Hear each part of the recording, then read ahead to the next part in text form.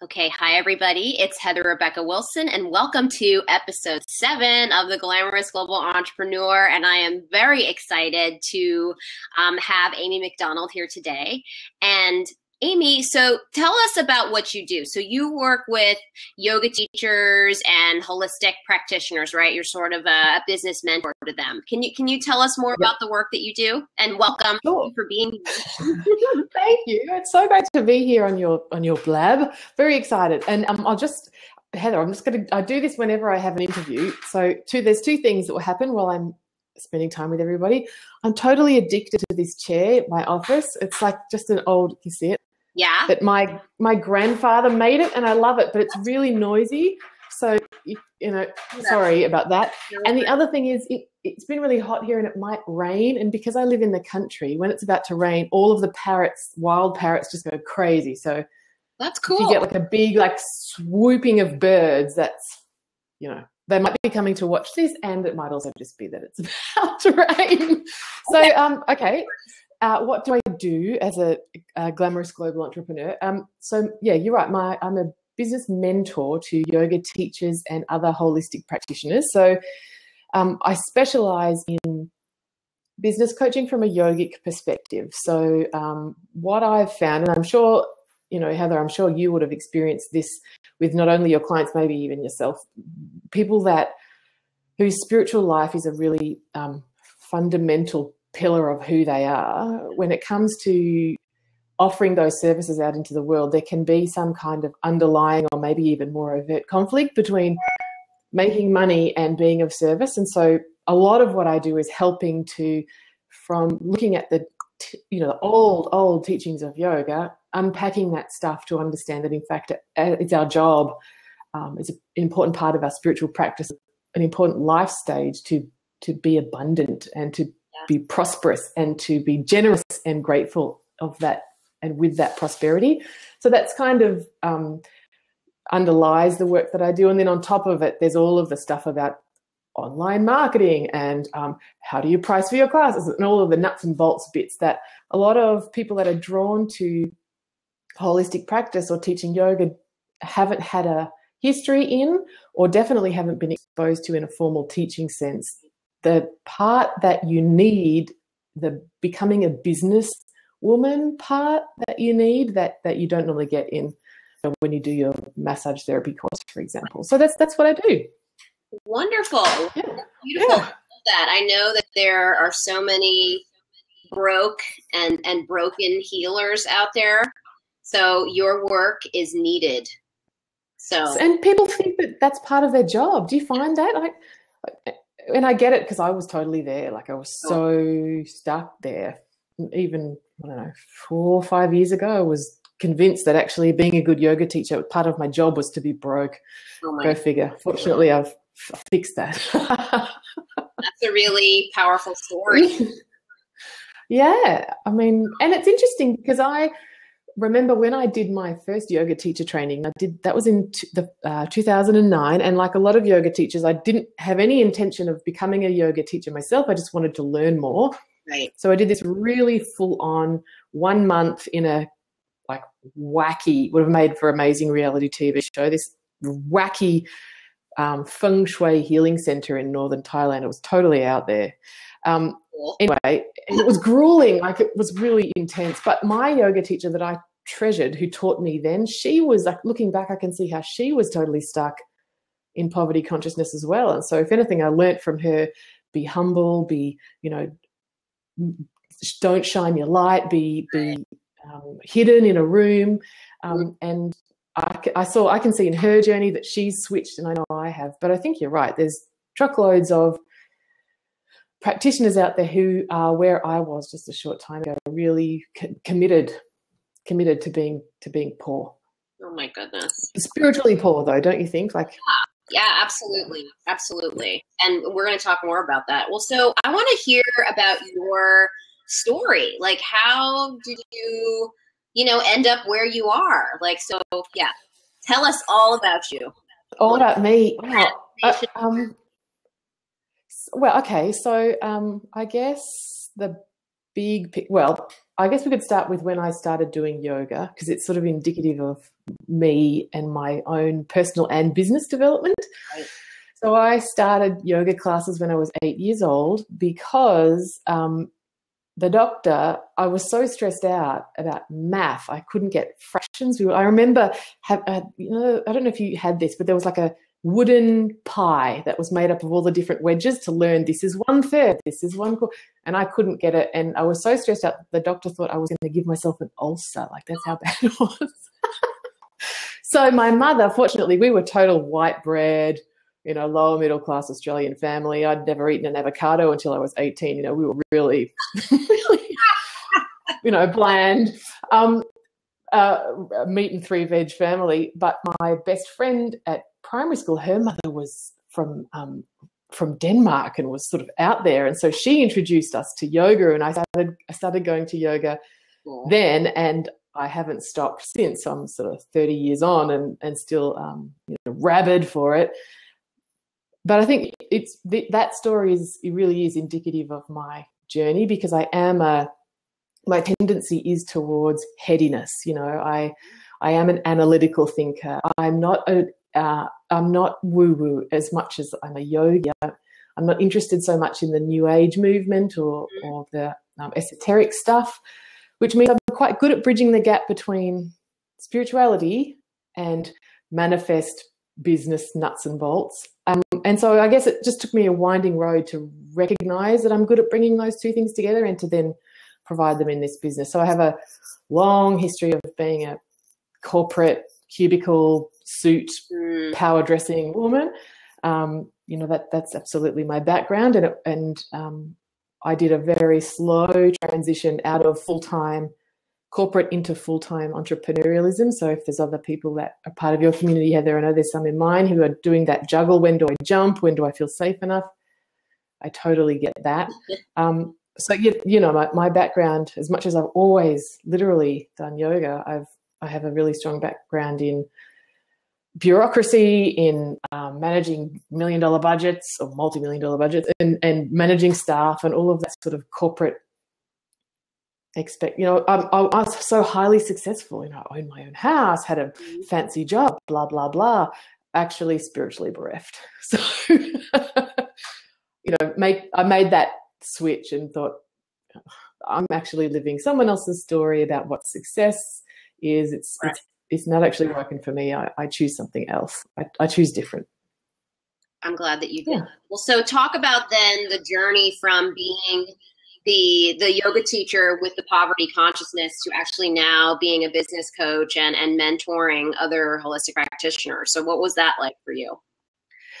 I remember distinctly back to that Thailand teacher training. We did about 2 hours of business training through the whole 200 hours. We had this guy come to talk to us, and he was actually the only reason I could handle it was because he was the husband of a friend of mine. And he was from California, and he was telling us how it's not possible to be spiritual and poor. That was his hypothesis. You can't be spiritual and poor. And man, that just made me go nuts. I can't remember anything else that he said because I was so triggered by that statement. And my mind was just going through all of the spiritual people that were poor, But looking back, so that's how stuck I was. He triggered me so substantially. And when I started teaching yoga, I taught, $5, please. Could you please pay me $5 to come to my 90-minute yoga class? And then I did like 2 years of not being okay with even just like handling the money at the end of class. I had this little jar that I got from a thrift store, and I made people put the money in there because I didn't want to like have money as part of my teaching. Oh my goodness. So it was really bad. And thank God so everyone who's joining us, Heather and I have a mentor in common, and the first time that I encountered our mentor together, we share together, I had that same kind of like, who the hell is this woman telling me about God and lots of money and designer brands and how much she loves her husband, and like just massive triggers, which of course I'd got, at least at that point, I'd learnt that triggers of that magnitude are actually so potent teachers that you need to hold on and figure it out. And that would have been maybe 4 years ago that I really started cracking the making a conscious choice, even though it was uncomfortable, to embrace being an abundant woman, walking a spiritual path. Beautiful. So our mentor, right? Our mentor Gina talks a lot about the journey that we go on, right? To become glamorous global entrepreneurs. And she says, while it's great to have monetary goals, the journey is really about the person you become, right? Mm-hmm. So for you, what did you have to let go of to get to where you are right now? Oh God, self-loathing, far out. Like, I think, and perfectionism, like through the roof. Feeling the thing that I had to embrace was that I'm worthy of self-love. I'm worthy of being deeply cared for. I am worthy of not buying the food that's reduced to clear. I am worthy of really simple things. Like, I'm worthy of buying a yoga mat that, like, I was thinking about it this morning. My first yoga mat was from Kmart. It had like this Velcro stuff stuck on it that you could, like a handle that you couldn't take off, that my hair got stuck in. Like, it was, and bits of it would come off on my hands because it was so crappy. And I had that thing for years because I was like, nope, it's still functional. I can still use it. All of this kind of like whacked out pride about being poor. I really had to flip that into, I guess, because I also have a background in the sustainability and environment movement and have been a real zealot for climate change action since I was like 12. There was also that thing about, how do I be abundant and give myself material wealth without feeling wasteful? How do I do that in a way that's loving for me and for the planet? So there was a fair bit of work to do there as well. And what I get now is that, in fact, when I was stuck in poverty, I was making really crappy choices about what I could buy and how I could consume things from a sort of a sustainability perspective. I just didn't have as many options. Mm-hmm. Whereas now I can do things like I can afford to offset my international air travel, for example, whereas I couldn't. I would take the cheapest flights and I'd have no money left over at the end to buy myself carbon credits or whatever, which is important to me. And now I can. So, but all of this to say, I guess, Heather, for me at least, it was less a journey and more like a combat. Like, it was really intense, and it still bubbles up. I still have regression moments, which are more comical than they used to be, but they still happen. I think that's an important point too. I think that it's a practice, right? It's like doing something. It's like that. There's that tension every day. Mm-hmm. So that's cool. This is so great. This is so juicy because I think that so many people can relate to this, right? Like this pride for, and like, I don't waste anything. And I mean, I know so many people like that. And so this is awesome. Thank you. Well, so go ahead. Keep talking. Oh, I was just going to say, and that thing that, I have a home study program that's about this stuff. And a common comment that people make is, but there are so many people starving in the world, but poverty is real and people are in war zones, and also there's that thing that, if abundance that it transcends the very manifest kind of duality of poor and rich, that it's more than that. And I know that one of the things that brings me so much joy from having an abundant business is that I have more capacity for philanthropy. So if I'm asked by someone to support my cause, I can say, I really believe in what you're doing, and I have the financial means to make a contribution. So it's how I live my life as an example, but I also have so much more capacity to invest in causes that I really believe in.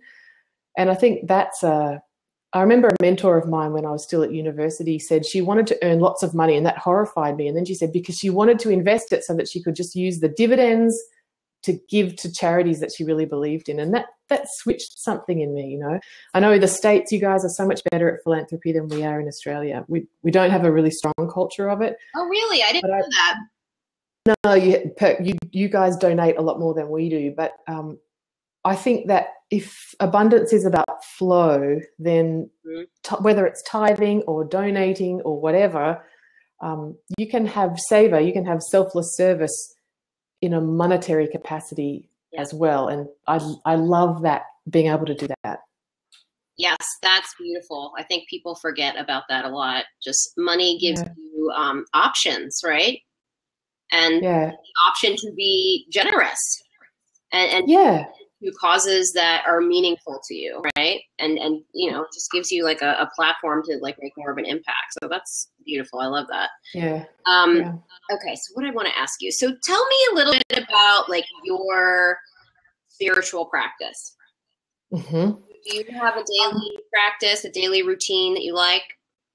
Yeah. Yep. I used to have this daily practice that went for about 4 hours. Ah, um, but I just, and that was really good for me for like, I don't know, 2 years. But then wow. actually it was also part of me still being very stuck in rigidity and not quite being, it was not on the way to being more in tune with myself. So now I understand that actually I don't always feel like that. Sometimes I don't want to do 4 hours of practice, but I do a lot of things consistently every day. One of them is make one really good cup of coffee. I'm not one of those yoga teachers that's like, no alcohol, no coffee, no, da, da. Forget that. Coffee, I live in, grew up in Melbourne. Coffee is a cultural expectation here, good coffee. So every morning I'll get up, cuddle my dog for a while, make a cup of coffee, get back into bed or sit on my front veranda if it's warm and journal. And I do the artist's way, 3 pages of journaling at least every day. Have done that for, I don't know, years, 10 years. Then depending on what my day looks like, I'll either go to the studio where I teach and do some practice there, yoga asana. Or if I've got to see clients straight off the bat, then my morning will normally include a walk in nature instead of yoga asana. So I think there's always a physical component in the morning. And when I was at my corporate job, it was always 90 minutes of yoga asana before work every day. And in hindsight, I can see that I needed that then. I don't need it like I did then now. I don't have to. It was almost like pulling on my armor and remembering that I am more than this corporate woman. So I would do, 108 Surya Namaskar A to remember to bring it in that I was more than this corporate job. And I've let go of that, even though it was essential at the time. I don't need it anymore because now I can come back to me all the time. It's one of the joys of being of being self-employed, of running your own show.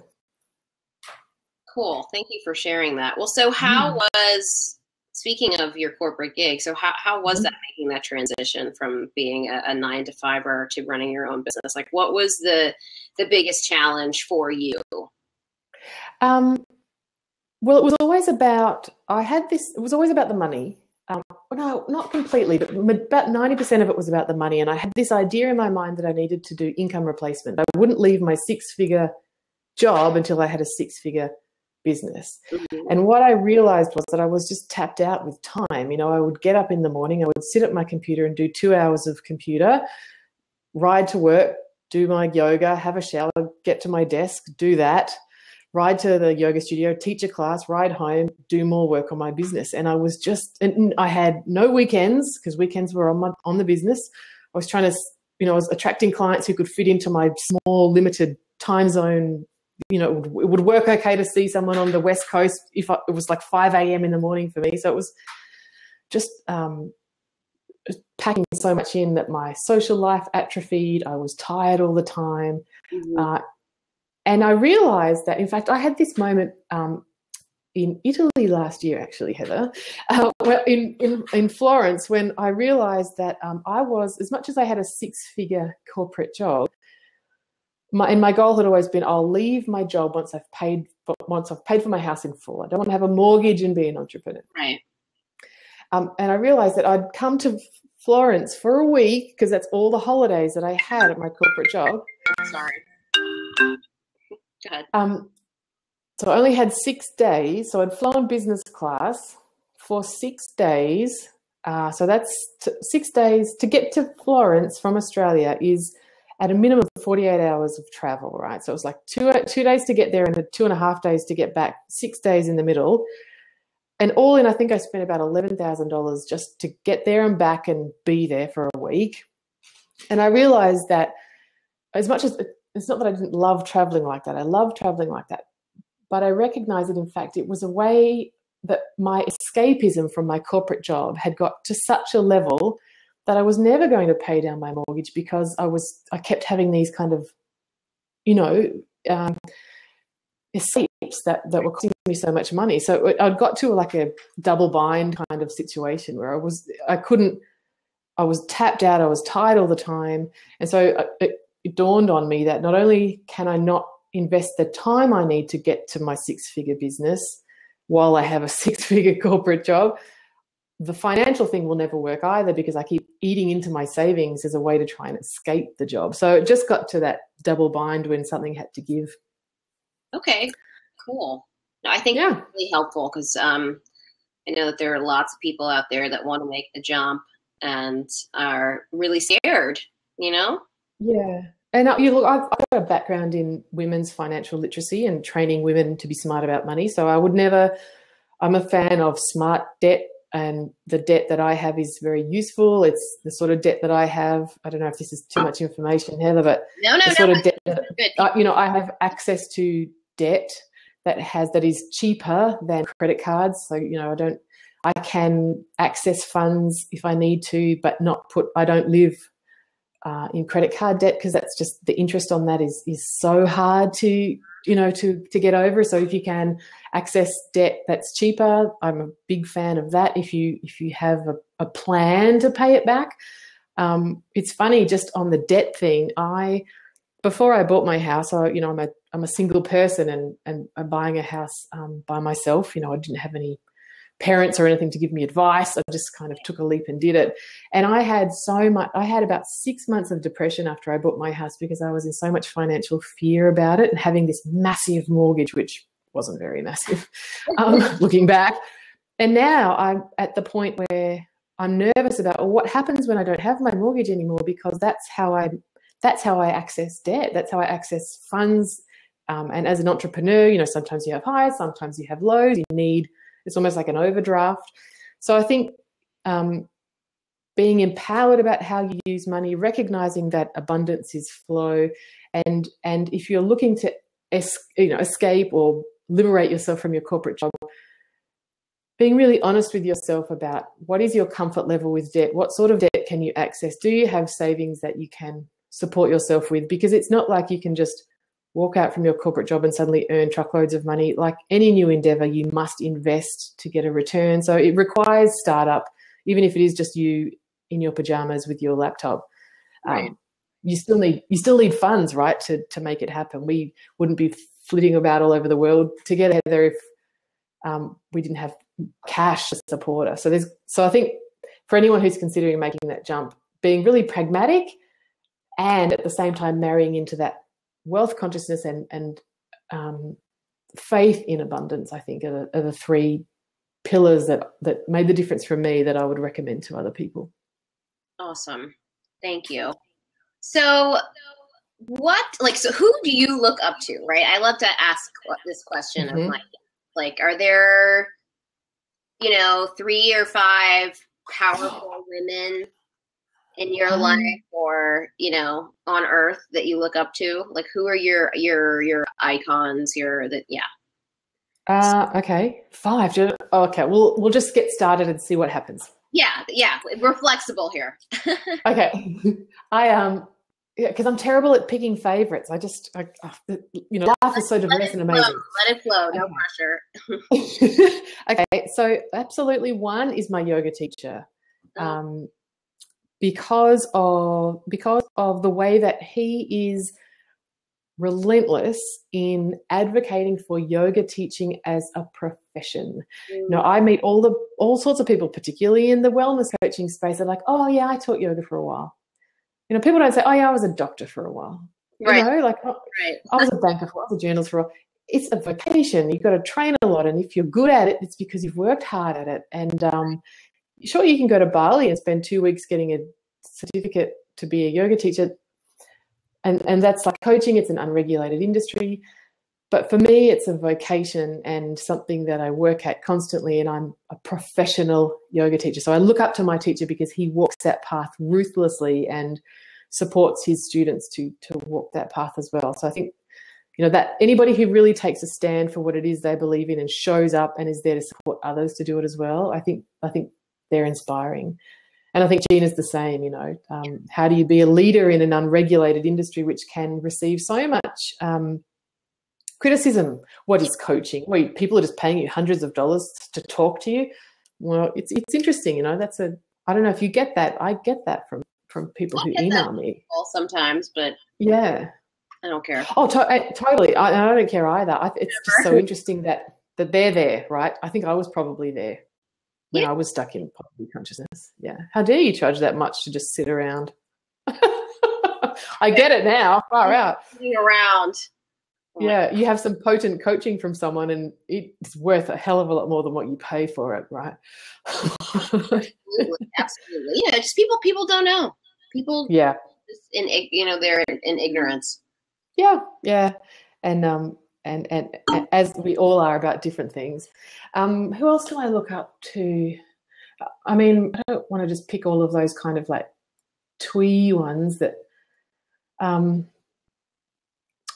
look, to be without being trite about it, at the moment, who's really inspiring me are 2-3 of my clients who have really stepped into discomfort, intentionally stepped into discomfort to enable growth. And I'm just so inspired by them and the way that they're deciding that now is their time and that they're expanding and that they're trying new things and they're failing forward, to use a Ginaism.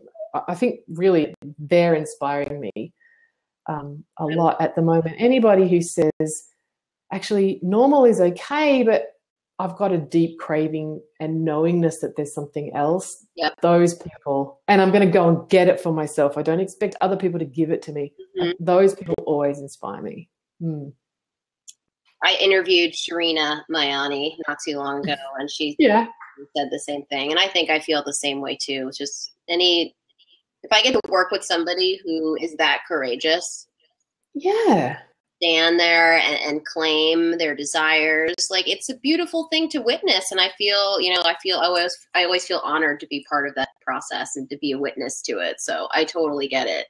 Yeah. Was there anybody else you could think of that you look up to that inspires you that you wanted to share? Well, someone that I don't know very well, but that I look forward to getting to know better. I think I went to a conference last year where Sean Corn was speaking. Mm-hmm. And so I think she's a very inspiring woman, but what she made me realize, it's like being with other potent, I remember,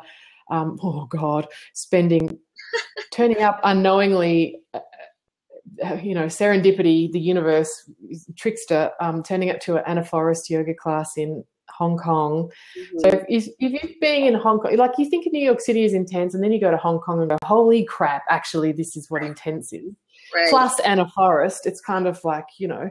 And anybody like that that's just you know what, fuck you, this is who I am, and either you like it or not, but I'm just going my way.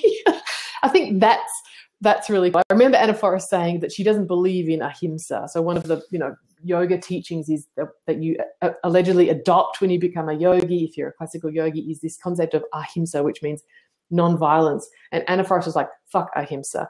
It was she's like, there is a time for violence, there is a time to protect yourself, there is a time to fight.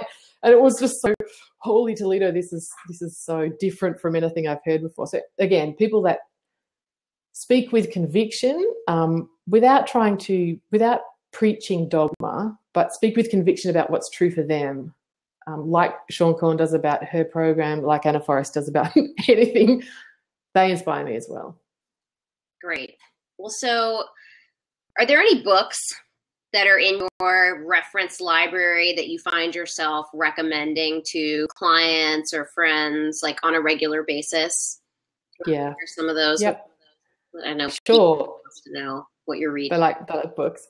So anything. Well, my original yoga teacher trainer is Sarah Avant-Stover, the founder of the Way of the Happy Woman, mm-hmm. a fierce yogini. She's got some great books. The Book of She and The Way of the Happy Woman are her books, and they're both very available, very engaging. They're chock full of, like, the Way of the Happy Woman's got yoga practices and recipes and meditations. It's like a little manual about how to just be really good to yourself. So anybody that's working on self-care or lives remotely like I do, or even just is looking for the sort of sisterhood connection, her community and her books are fantastic. Awesome. I really like Barbara Stanny's Sacred Success if you're looking at money blocks or embracing being better with cash as a woman. I think I like her, the way she talks about money from the mundane to the divine across that spectrum. Nice. Is very empowering. What else would I totally recommend? Sally Kempton's what's it called? Shakti. Sally Kempton's book about all of the yoga goddesses, again, is a great, if you're looking for feminine connection. I want that. Yoga practice. I need to read that. So it's a really good book. Shakti, who wrote it? Awakening Shakti is what it's called. Sally Kempton. So Sally Kempton used to be part of. She used to be what do you call it? I don't know what's the word, but she was part of the Siddha Yoga tradition. Durgananda was her name at that time. So she was a Bhaktananda disciple. She has a tantric background. She's a very beautiful teacher, teaches meditation. And that book is just great. Beautiful, beautiful pictures in it. Very pro-woman in a pragmatic sense. Like Sally Kempton likens each of the yoga deities to like a Hollywood actress. So you get a sense of who they are. So it's very accessible. So I recommend those. Okay, wonderful. I'm going to grab these books. I think like I said, I almost bought the Awakening Shakti book off Amazon recently. So now this is a sign from the universe that I need to actually go through with that. It's good. So we were talking earlier, we were messaging earlier, and you said something about wanting to talk about self-care while traveling. Yeah, so I've been thinking about the topic of this show and what does being glamorous and global mean? And because we kind of have a collective understanding of what entrepreneurship is, but what does the other part mean? And I think, I don't know if this resonates for you, Heather, maybe for the other women that are listening in. Part of my journey in transitioning from poverty to wealth consciousness or lack to abundance consciousness was figuring out who I was. Mm-hmm. And so there was a time when my mentors played such a significant role in my life in showing me the direction-ish that I was going, that I sort of became like mini thems. I would not mimic, but would find myself using their phrases or looking for clothing that actually I was likening to what they would wear, not actually what I was lit up about. It took me a while to kind of uncover and figure that out for myself. Mm-hmm. And so I think one of the things that I love about the idea of being a glamorous and global entrepreneur is that glamour is a very personal thing. And while there are some, I guess, agreed principles of what glamour is, what we know from anyone who's walking from spirituality in itself is just so, amazingly diverse. And all of it's valid and all of it's good. And none of it's in competition with anything else. And I think the same is true for how do we feel about glamour and what is it to be a glamorous global entrepreneur. And so I was thinking about this when I was sharing this interview with my community about how would they feel about that term. And I thought, well, actually for me, being glamorous and global means travel, and being glamorous, it means feeling great about myself. It means conducting myself in a way where I feel comfortable and at ease and authentic and in flow, where I feel supported, where I feel that I can receive what I need and desire at any time. This is a way of being glamorous. And so I thought, well, how would it be useful then to talk about we travel a fair bit, right? Our businesses are fairly transportable. Yeah. We're women that believe in being good to ourselves. We have spiritual practices. So how do we do all of that on the road? How do we stay being glamorous when we're being global? Yeah. So that's kind of what I was thinking was sort of interesting. And so one of the things that always has to happen for me, and I don't know if I can ask you a question, interview you back a little bit, Heather, but maybe you have some tips on this, would be about, what do you pack what are your self-care things, or what are your spiritual practice items that you pack with you to stay really well and feeling glamorous, like from the inside out? What things do you take with you? Do you have things that must-haves to go into your bag? For me, I mean, meditation is my big thing. Mm-hmm. It keeps me centered and happy, and it helps me process information better. It helps me be less reactive. So I don't really need anything for that. I mean, I have a timer on my iPhone, so use that. Yeah. And journaling is part of my self-care routine. So I've got my journal on me at all times. Plus I have another bullet journal to keep myself organized for business and stuff like that. I mean, I bring a lot of stuff. I'm a former makeup artist. I still do makeup. So I bring the whole shebang with me. But these are things that become non-negotiable. It depends on where I'm going, though. Like if I'm going to Belize and staying with a friend in like a hut that has poured concrete, I'm not going to probably wear makeup on that. You know what I'm saying? Yeah, totally. Depends. But this is something that I really believe in now, whether you fly business or first or coach or whatever, about dressing to travel. Like, I don't know if this is true in the States, but Australians seem to have this thing about, I need to be comfortable on the plane, so I'll just wear whatever scuzz because it's just the plane. Oh, yeah, I don't do that.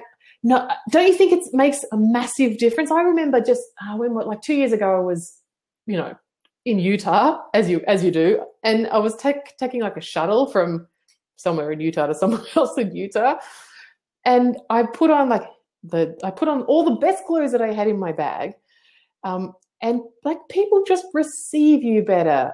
Some guy put my luggage into the van and some other guy waited with me at the train station and made sure I got to my hotel. And like, it's just about the energy that you put into you and then that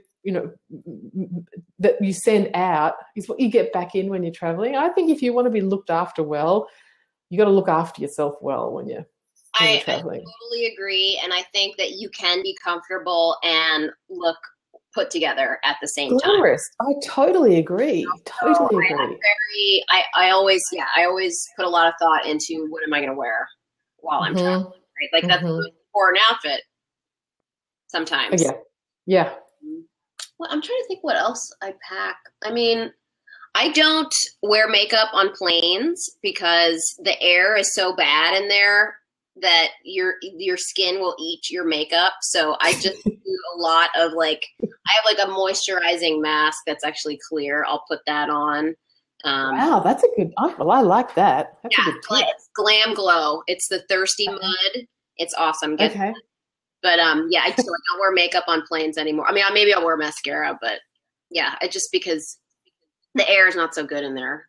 What else? But don't you think that's part of the refining, the buffing of the diamond thing of when you get better at who am I? Yes. What serves me right now? I'm going to show up and eat good food and drink a ton of water and be really good to myself on the plane or whatever, or the bloody minivan in Utah or whatever you're doing.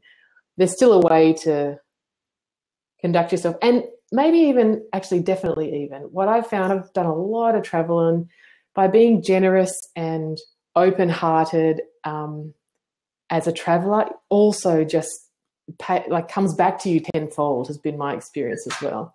Totally, yes. I mean, that's all about energy management. It's like whatever energy you bring to any situation, that's what you are going to attract back to yourself. So yeah, but it's sort of being metaphysically glamorous rather than physically glamorous. Yes, and I love the way that you defined glamorous, because I do think it's all about being authentic, being yourself, and it's about being confident in yourself, right? And when you're confident and in tune with your higher self, right? When you have that awesome spiritual connection, you radiate confidence. You glow.